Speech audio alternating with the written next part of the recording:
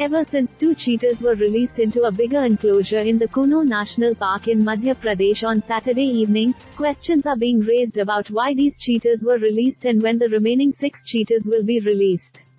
According to the National Park Management, only the task force committee formed for the cheetahs decides when to leave them in the big enclosure.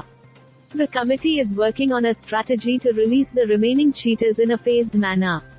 A large enclosure of 5 square kilometers was built in the national park where the cheetahs were released. Earlier, all the cheetahs were kept in the quarantine enclosure.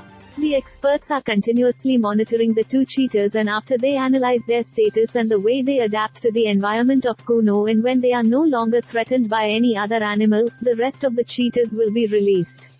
Divisional Forest Officer DFO Prakash Verma said, out of the 8 cheetahs quarantined by the task force committee, 2 cheetahs have been released, who have shown normal behavior since their release.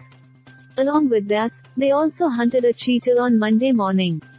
The decision to release the cheetahs in the big enclosure was taken after monitoring the facilities and inspecting the enclosure.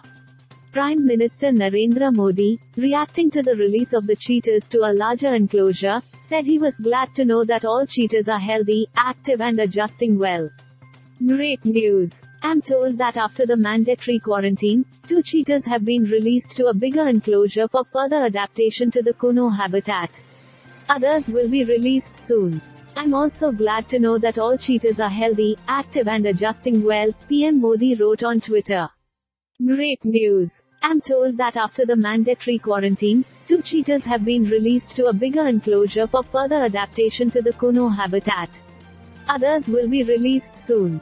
I'm also glad to know that all 8 cheetahs were reintroduced by Prime Minister Narendra Modi to Madhya Pradesh's Kuno National Park on September 17, his birthday, as part of Project Cheetah.